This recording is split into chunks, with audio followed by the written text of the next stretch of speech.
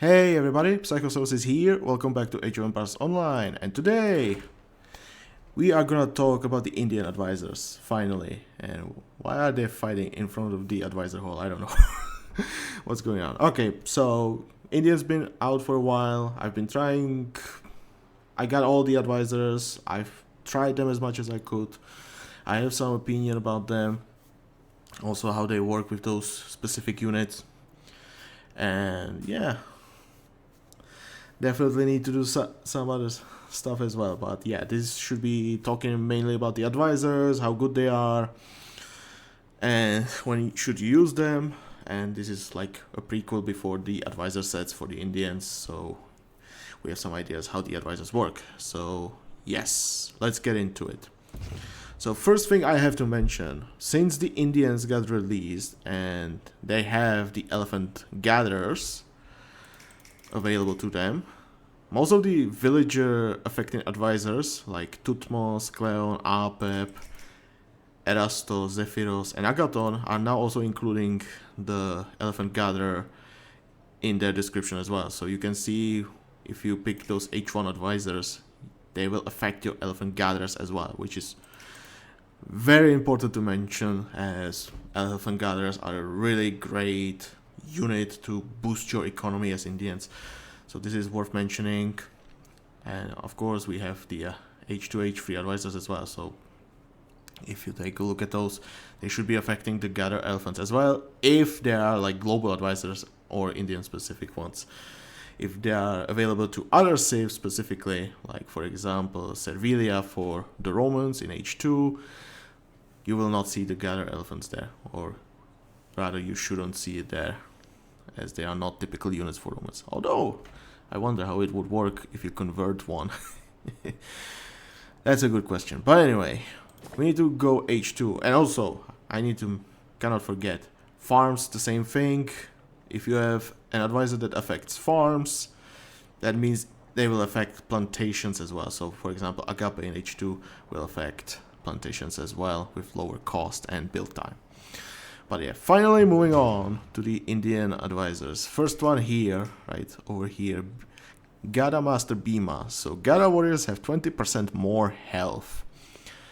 Now, if you remember when we were going through the block about the Indian advisors where they were first introduced, this was supposed to be like Igno armor, but someone changed it to health. So right now we have health. Let's work with this, okay? But yeah, 20% more health. Now, I'll be honest. On paper, this looks really great. 20% more health. This is H2. Gada warriors are H2 units. This is gonna work really well on them early game. Now, the thing is, as I've been playing, mostly using Gada warriors, I realized I don't really need this guy. This guy is kinda like...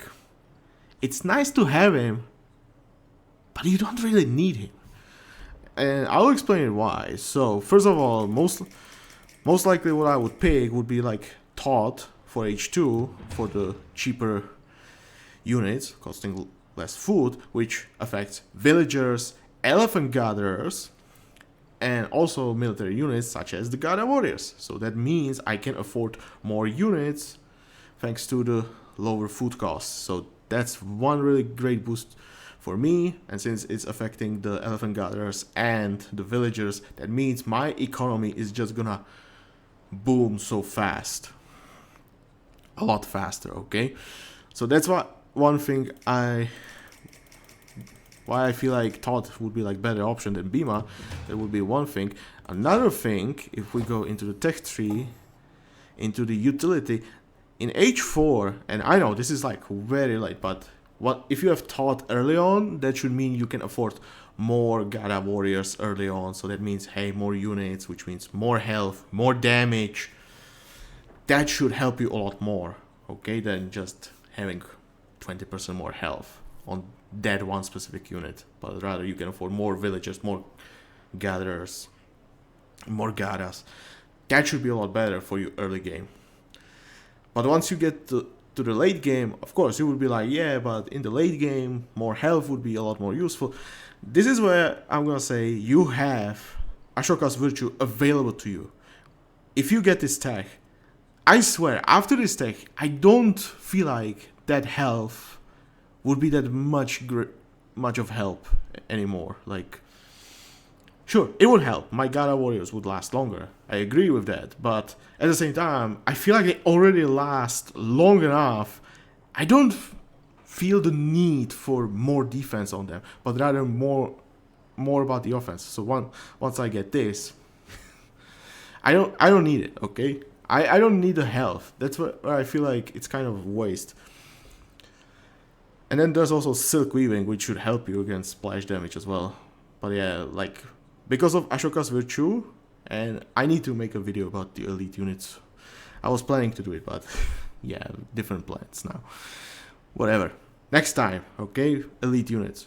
I'll talk about those to explain why this should be even better. But yeah, Ashoka's Virtue, once you get this, I swear, you won't really need the extra health from Bhima. Oh, sorry. Yeah. You won't really need the health from Bhima. So, overall, I would say it's a good advisor. But you don't really need him, okay? It's nice to have him, but I feel like the 20% health, sure, it's a nice thing, but I feel like it's not worth picking him just because of 20% health this early on, okay? I think it's better just boost my economy and yeah, just pick Thought and you'll feel a lot better with more units, more villages, more gathers. Like, okay advisor, but I don't really recommend using him that much from my personal experience. But yeah, let's move on. Param, Rajguru Param.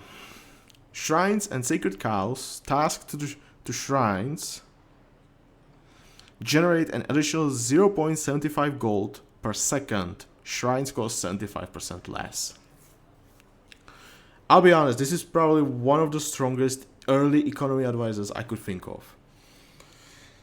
So, you know, you remember Odin from the Norse, who grants you like 1 wood per second per longhouse, so up to 12 wood per second.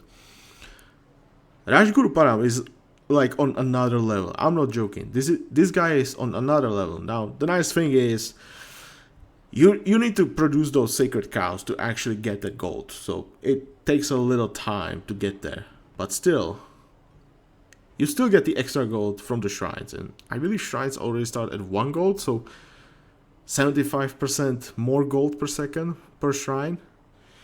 But the most important thing is, those shrines cost less. So you can right away build, like let's say you start with enough wood to build 1 shrine. With Param, you actually can afford all 3 shrines in the early game and still save some wood.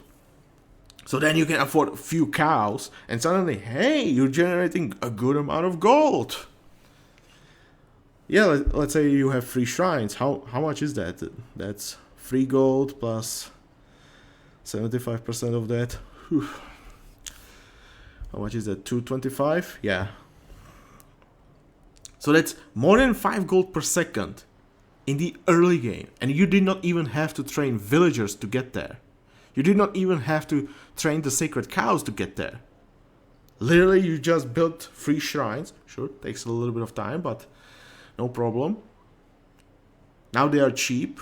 You can afford them. And it's 5 gold per second for free. You don't need the villagers. You don't need the population. You don't need to build a house to get that extra population. No, you just have it there. So you get it right away. Hey, that's a lot of gold you can get early on. Remember Boudica? She grants you like 4 of each resource, but it's H4. So you need to get there. Hey, there's Rajguru Param. You get 5 gold for free. Almost for free. But yeah, a lot of extra gold. I mean, it's 2 extra gold, but because you can afford those shrines, you can get that gold even sooner from all 3 shrines. That's a huge buff, in my opinion, in the early game. I'm kind of skeptical sometimes when I don't have Param and I want to build a shrine, but shrines also cost some wood, so it takes a little while to get all the wood needed.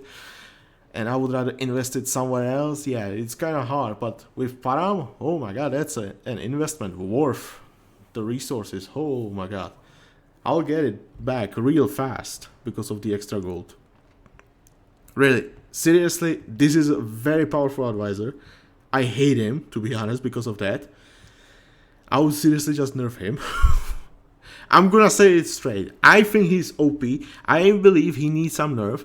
He can, like, because he's affecting the gold generation, you can also produce less caravans for the late game, and thus saving some extra population because of that as well.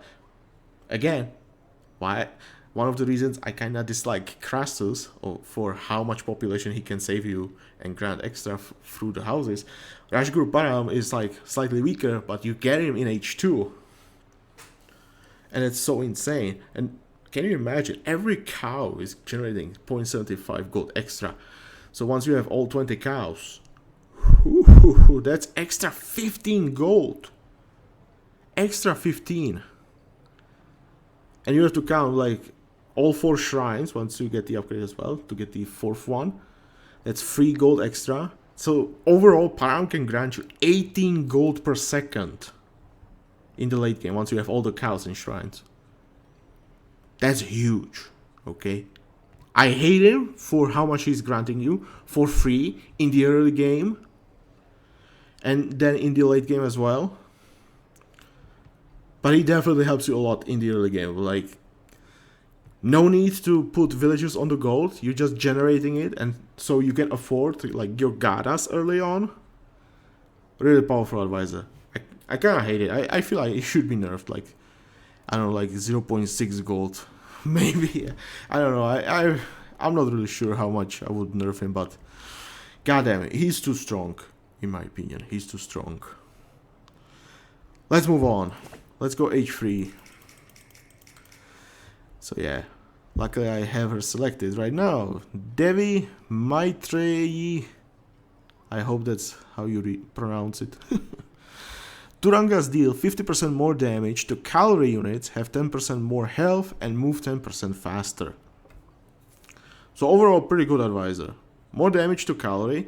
Now Turangas start as a anti-ranged unit with really good pierce armor, some bonus against ranged units, also some bonus against priests, but that's just a little help, okay? You don't usually see priests in the quest. And then you get the champion upgrade, which is available in H3 to get extra bonus against cavalry, like bonus damage against cavalry, and I believe cavalry armor is there as well. So, because you have this advisor available to you in H3, it's like you're getting another champion upgrade through her for your Turangas. It's like you, yeah, I think that's the best description I would describe her as. You get some free champion upgrade for your Turangas, like with her, which is more damage against cavalry, extra health, extra movement speed, which, I mean, that's the perfect description for her. I don't know how else I would describe her. But yeah, once you get the champion upgrade, the bonus damage is just gonna help you even more, okay? Thanks to how the stats stack here in this game. So that's gonna be really huge help. But anyway, in my opinion, Turangas are okay unit, but I see them very similar to the Egyptian camels, except like, yeah, camels start as the anti-cavalry and then they become anti-ranged, while Turangas have it the other way around. That's true. But overall, once you have the champion upgrade, I see them being practically the same unit as the camels.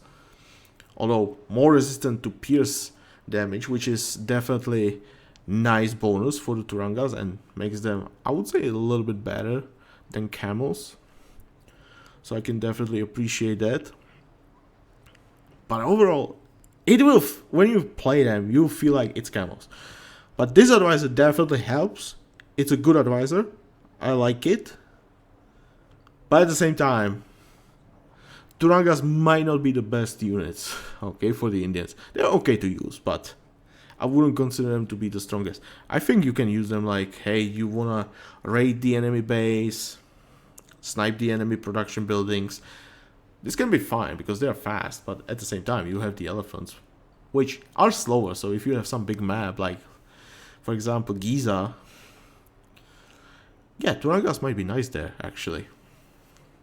And not bad, to be honest. When you see a lot of chariots, camels, elephants, oof. Yeah, that could be good. Yeah, overall, pretty good advisor. So if you're planning to go with Turangas, definitely go with her. She's definitely a great advisor. Can help you a lot. I think ideally for sniping enemy structures, and if there's some annoying cavalry unit, you can just kill them faster because of her. Definitely good advisor in my opinion. You can try Turangas. Although, again, I don't find Turangas to be the best units. They're okay to use in some scenarios. So definitely give her a chance sometimes. And next one, the second H3 advisor, Sanjay, Collector of the Scrolls. All military units train in 25% less time. So overall, this is very good advisor. Every single unit, military one, trains faster. Now you have to remember, this includes all of your infantry units, ranged units, cavalry units, so even the war elephants and juggernauts, but also the naval units, so your what they called Viramatas, the arrow ships and fire ships, monkeys as well. So definitely a great advisor in general. But there is a catch, of course, because usually you don't need extra training time reduction for your infantry units, since they are usually trained at the barracks, which is the case for Indians. So you will get the faster training time there, but in general, because there are those two techs available to you. Ranged units usually you don't need it that much, because usually you don't want to lose your ranged units. So they keep doing damage, you micro them, and so you will not really lose too many ranged units, so it's not really that needed there. Now for cavalry units, I can definitely find this very useful. It can be okay with monkeys as well, but I think you want to support your monkeys with some other units, preferably ranged units, so you might as well go with like Sohrab. So those ranged units do the damage against buildings. So again, might not be the best idea. So in my opinion, what you want to do with this advisor is go with your Mahout camp units, or maybe even Turangas, but we have the other advisor, the Devi advisor, so you might go with her rather. So the only units remaining are like war elephants and juggernauts. War elephants seem fine to me, as they take a little while to train. You might need to replace them a little bit more often than juggernauts, because they are not that tanky as those juggernauts. So it might be good there. But I think for juggernauts, it's gonna be the better option. But if you make your juggernauts really tanky, you might not even need him for the juggernauts. But still, for juggernauts, he can be really nice to use, I'll be honest. So if you take a look at the training time of the Juggernaut, which is, I believe that they start at 39 seconds for one unit. That's a long time. So that 25% is actually a huge help. Suddenly dropping it like to less than 30 seconds. That's actually a nice boost, right?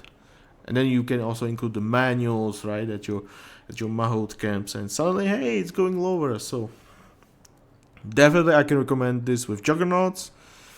I think you should be fine with war elephants as well.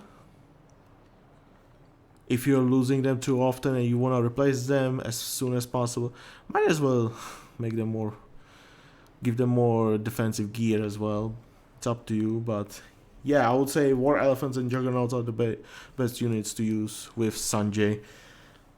So yeah, I would say, again, it looks great on paper, but I feel like you're just gonna use him with like 2 units at best. Yeah, similar issue to like Bhima. Like, he looks nice, but I don't think you really need him that much. Anyway, I'll explain my gearing for those units later on in some other video. Hey, gearing video. Another one. Oh, that's gonna be a long one. Oh wait, that explanation. But anyway, Sanjay, war elephants, juggernauts, definitely good option, but at the same time, you might not really need him. Moving on to the H4, and I'll skip the legendary ones for the end. We have these three. So first one, Master Archer Vishkanya. Blade chariots attack 25% faster and farther, and can see 50% farther. What can I say? It's a very strong advisor. You remember Sargon for the Babylonians? Yeah, pretty much the same thing, except like, yeah, blade chariots don't get that huge range like the Babylonian chariots. But it's definitely not that bad, as they get some pierce armor, they have pretty good health, and so this is really great advisor for them that can help them, especially if you have the death ball. I'm just gonna say, she's fucking strong. She's OP, come on. What can I say? It's again, like, goddamn maximum range, line of sight. Just give those ranged units extra range, because why not?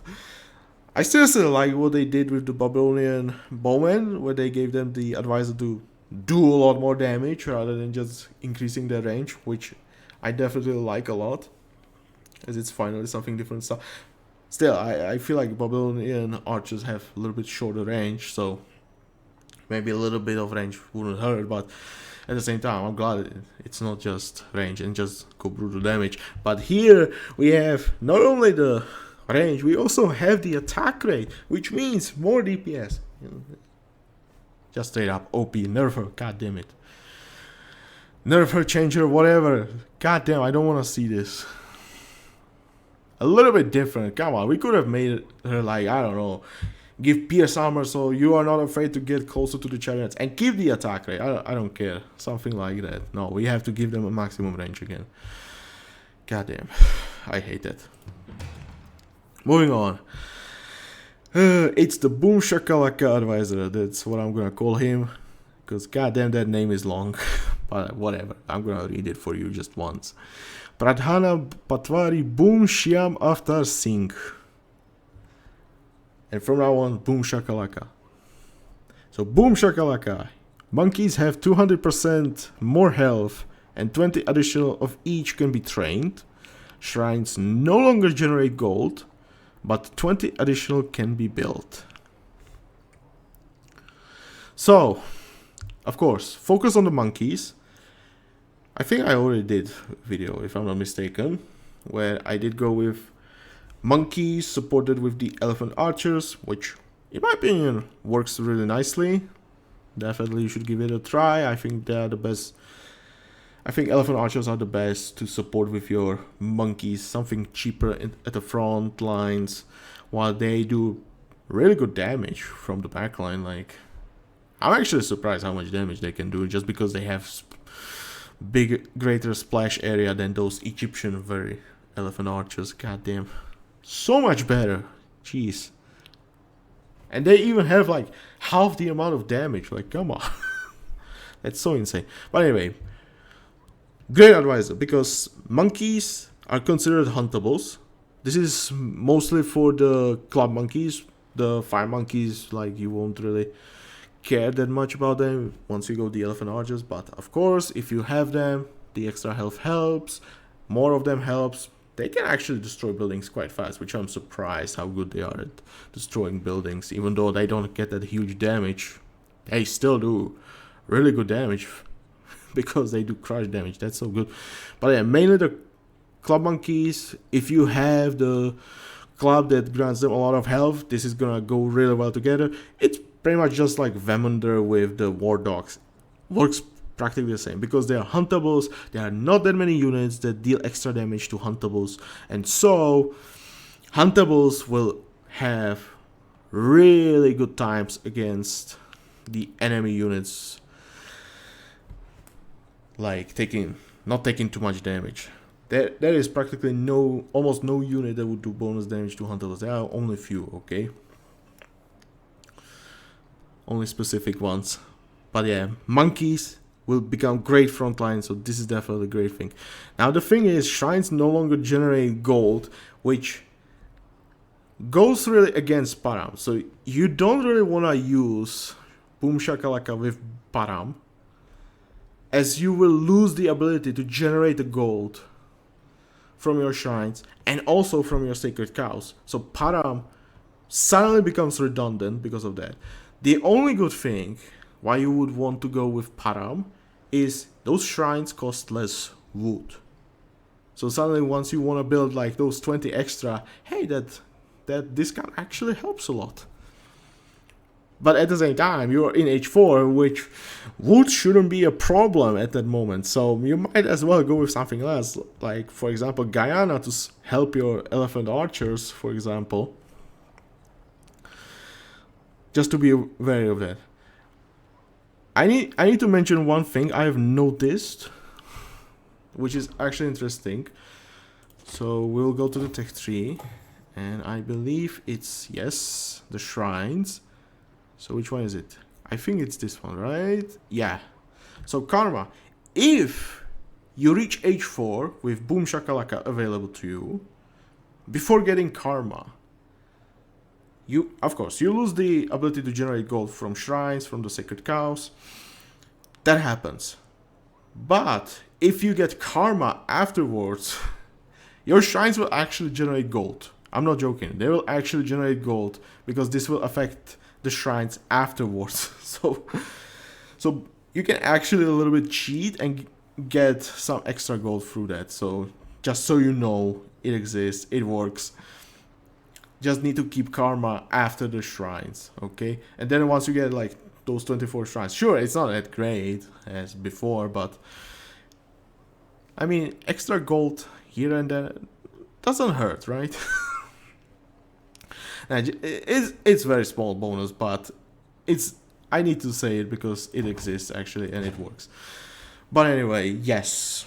So more shrines should help you with your monkey spam, although I believe the limit is 32, so having like 24 shrines overall when one monkey takes like 12 seconds to train, you won't really need that many shrines, to be honest. You will get like 12 and then like your monkeys will do a really good job as a front line, so it shouldn't be that bad. But hey, if you get like 12 and then you get 12 like as a forward base, you can delete the previous 12 and then build another 12 as another front base. So you can like, I guess this requires a little bit of planning, yeah.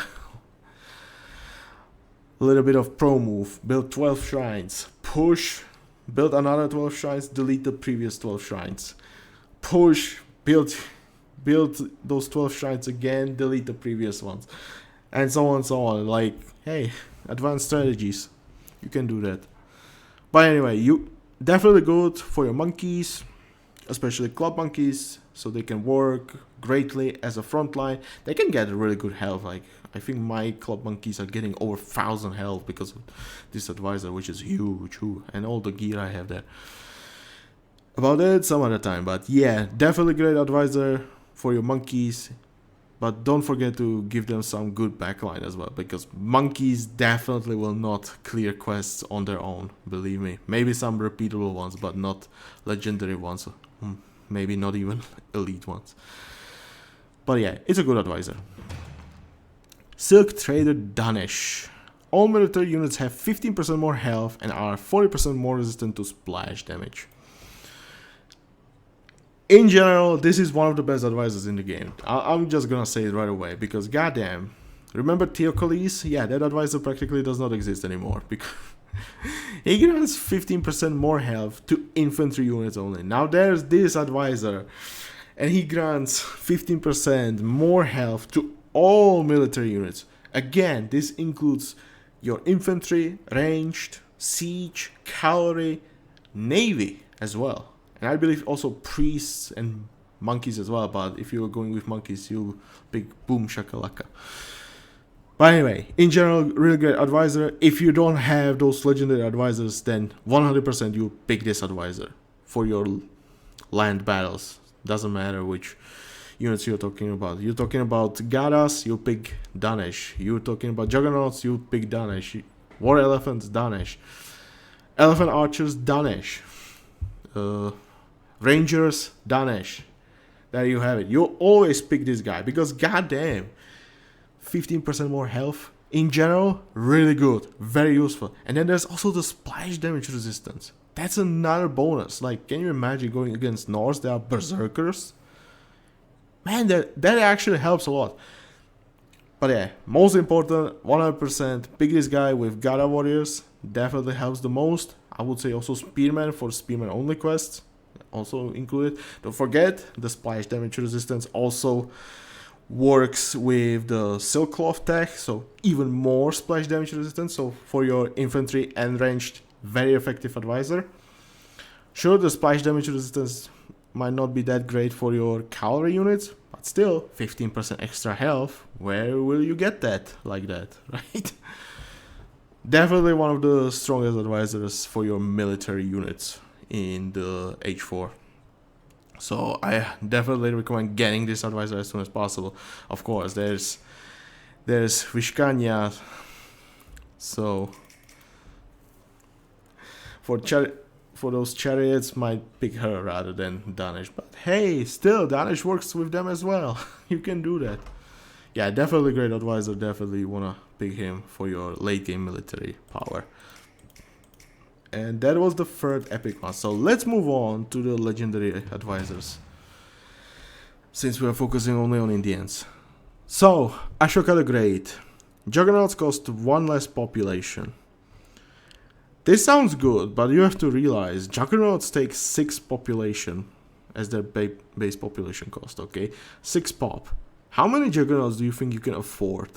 Like, let's say you have no economy units and you just want to fill your population with Juggernauts. How many do you think will you get?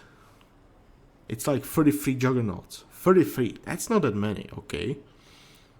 Now, if they cost 1 less, which means 5 population, that's 40. That's 40 Juggernauts you can get. So Ashoka the Great practically means, hey, I can get like 20% more Juggernauts. Okay, but because you have so little, that's not that many, right? I mean, okay, every Juggernaut counts, okay, because they are very powerful units, but then at the same time you need some economy to keep producing them, and they cost a lot of resources, so you might not really afford full army right away, and sometimes you might even replace them because you might not have the numbers yet, and you might be losing quite a few. So it will take a little while to get that full population. But yeah, Ashoka definitely helps. Like 20%, remember it's like 20% more health, more damage. Although it's like through more units. Definitely helps because you can now split your army. And even like 3 Juggernauts, if you just send them like to go some other way, go through the walls, which shouldn't be a problem as they do a lot of damage to buildings, and then you just walk in, just snipe the enemy production. This should work. So in my opinion, Ashoka the Great definitely works nicely, but at the same time you might not have that great value as you might imagine. But yeah, overall it's a good advisor. I think this is good advisor. More Juggernauts definitely allows you to do more things at the same time. Just like you could take those extra, like let's say you get extra 3 Juggernauts because of this, you can take them, walk around, snipe the enemy buildings. Because of the snare immunity, the high armor they have, they should do a really good job, especially also the bonus against buildings. So that Ashoka definitely works nicely and definitely is a good advisor. I wouldn't say you really need him that much to get him so soon, but overall, if you get him, it's a good advisor. I can definitely recommend him. Chanakya. Okay. Gurus can no longer convert, but gain the ability to heal at slower rate in a large area in combat. So to explain this, basically Chanakya turns your guru into Clinicus. That's how simple I would describe this advisor, okay? So basically, lose the conversion ability, but now you're healing in area, just like Clinicus after the champion upgrade, or what do they call it, the herbal medicine upgrade. So you get that. They'll heal at slower rate. Now you have to remember, Gurus heal really fast because of their upgrade, what do they call it, Dharma? I think that's what it's called, which grants like 75% extra healing rate, which is huge. Oh my god. Those Gurus can heal like over 80 health on a single unit.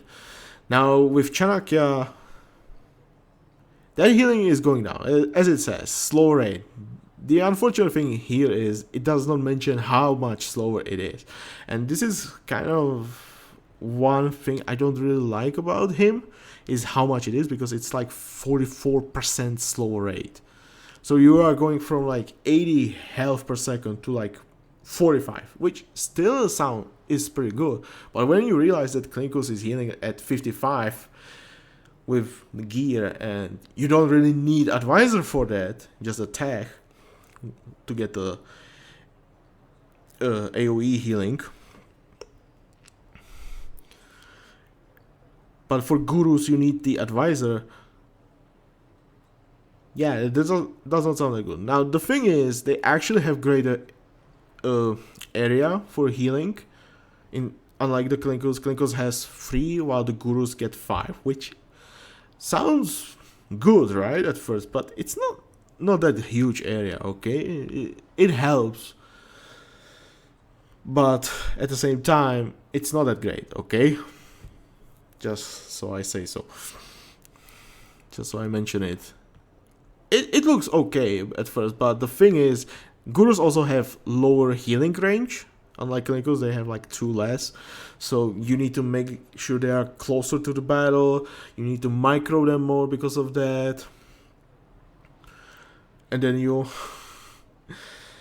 units need to take the damage. Now that's another thing, because Klinkos really works really well with Roman units because of their very high armor.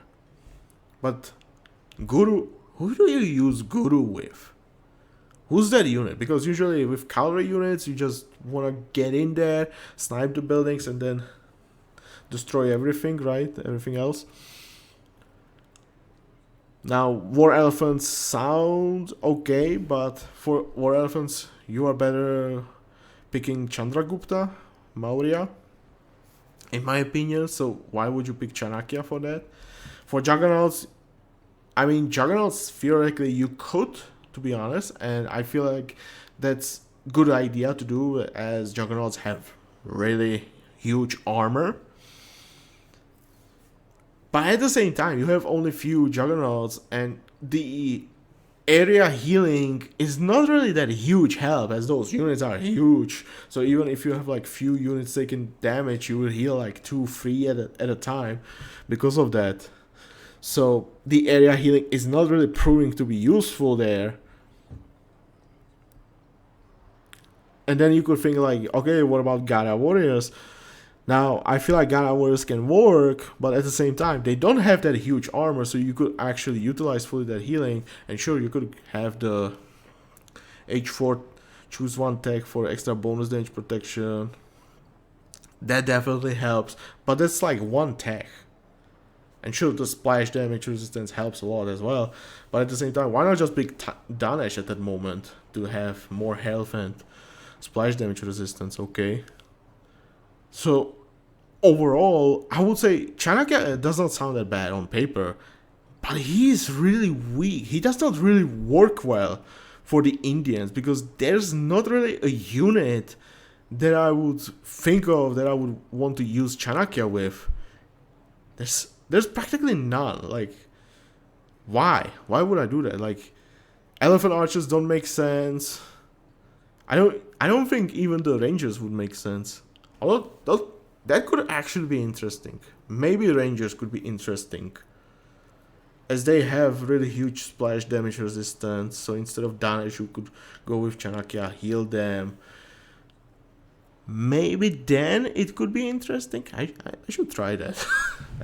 I should try that. I don't think it's gonna be great, because usually you will have a lot of rangers, and so you need the gurus to get closer to the front line, and since there's a huge block of your rangers, They would need to go through that block to get close enough, and because of that low range, that does not really work well. Okay, that might not be that bad. It might not be that bad, but at the same time, there are still some issues with that. So overall, I feel like Chanakya, like I said, it sounds good on paper, but it does not really work. I feel like there needs to be some change. First of all, I would definitely buff the healing rate. God damn, like why is it slower than Clinicus, to be honest, because you're seriously getting a legendary advisor, so your gurus can heal in area, right? So why should they be weaker than Clinicus when you are literally sacrificing H4 advisor slot for that and a lot of healing? Like, come on. I don't think this is correct, okay? So that's one issue I have with this. I also feel like the gurus have low range, so does not really work well with a lot of units, as you need to get really close. Yeah, there are a lot of weaknesses, to be honest. So Chanakya, I definitely feel like we need some changes to gurus or the Chanakya, to be honest. I'll be honest, I would just increase the healing range for the gurus. Like, why not? I mean, if I'm not mistaken, the focus should have been on the healing anyway. So how about we change the Dharma tech instead of like faster conversion rate, and switch that for extra healing range, like, I don't know, like 40% or something like that, 50% maybe. I don't know. But something that would help Chanakya, at least. Because at this moment, I feel like, yeah, not worth it. Chanakya, okay on paper, but not great in action, in my opinion, right now. Hopefully in the future. Chandragupta Maurya. This is the final one. Final legendary advisor. And the last one overall for this video. War elephants deal 25% more damage and an additional 100% bonus damage against buildings. Elephant archers attack and move 15% faster. Okay, I'll be honest. I just don't see a reason to pick Maurya with elephant archers, to be honest, because I don't think war elephants are good enough units to be like the front line for your elephant archers. While they are also like, you know, this is advisor that buffs their damage, but it does not help them with their defense. So that means, hey, you need to focus more on defense for your war elephants. But at the same time, you kind of want the ignore armor for your elephant archers, but you don't need it with war elephants. And so it becomes such a weird combination, because sure, war elephants work mainly against the enemy ranged units because they do bonus against them. Because of Maurya, they now destroy buildings faster, which definitely helps. Extra damage helps a lot. And against melee units, sure, they can do some damage, but at the same time, they have only 2 splash areas, so it's okay, but it's not the greatest, okay? And for this unit, like, their base damage is not going really high, so I think they end with like 50, something like that. At least mine do. So the 25% damage definitely helps, but at the same time, you need to utilize the ignore armor from the champion upgrade, which is H4. Which is mainly against units, but at the same time, how many units do actually get base cavalry armor to work, to get the ignore armor working against them? There's not that many. It's so like, I'll be honest, I'm not really sure if I would combine war elephants and elephant archers. It might work. I feel like there can be some what's the word, synergy between those two, as like war elephants would practically obliterate most of the enemy units, while the elephant archers would focus against the anti-cavalry units, such as, let's say, spearmen, prodromos, Gallic horsemen, especially Gallic horsemen, to be honest. But at the same time, that's the one unit where the ignore armor works for the war elephants. So it's like, yeah, it's such a weird synergy. So in my opinion, this is best thing you pick with your war elephants, while for the elephant archers, I would just go with the monkeys, goddammit. I feel like that's a lot better option, but at the same time, hey, I might be wrong, okay? You might just train war elephants and then support them with few elephant archers. That should work. Or maybe you just make your war elephants like really tanky with a lot of health from the summer spear, bonus damage protection, I don't know, like I guess infantry or cavalry armor shield, and then like the Ice King's Greaves. Yeah, that could probably work. Just make them a tank unit while the elephant archers will do the damage. But then the question is, what do you pick H3? Do you pick the Sohrab or do you help your war elephants? Good question. But yeah, overall, for war elephants, this is a really great advisor, as it definitely helps your war elephants to destroy buildings. 100% against buildings, this is a great advisor. Goddamn, war elephants, it's not that they don't do damage against buildings, but because they are free pop, yeah, that damage does not seem too much. But with Maurya, goddamn, that's a huge bonus. It definitely helps a lot. So definitely you wanna, if you're going for war elephants, definitely pick Maurya because of the damage. They have splash damage, they have ignore armor. The damage is gonna help them a lot. Definitely. The bonus damage against buildings is gonna help them a lot. So definitely for your war elephants, great advisor. For elephant archers, I'm a little bit skeptical. I feel like I would rather pick the monkeys rather than this advisor, as like I feel like the attack rate helps. The attack rate definitely helps, but at the same time, I don't know if war elephants are good enough frontline, and elephant archers on their own are not that good. So I'm not sold for war elephants, because I feel like that if I wanted war elephants and elephant archers, I would rather see some more defensive bonus for war elephants, to be honest. So I'm not sold on the elephant archer part, but on war elephant part, yes, absolutely. And yeah, I'm gonna close it here for the Indian advisors. Hope you enjoyed this. Please press the like button if you did. Make sure to subscribe to the channel. Leave a comment. What do you think about the Indian advisors? Do you agree with me? Maybe you have different opinions. Please share them. I would like to know some different opinions, but I'll be honest, I'll still stick to mine, because goddamn, my experience with Indians has been proving me. Whew. Yeah, I feel like the way I said it is correct. But hey, maybe you have some different idea and that I didn't think of. So maybe you could tell me something that I don't know or did not realize. So please share in the comment section, and make sure to share this video, of course.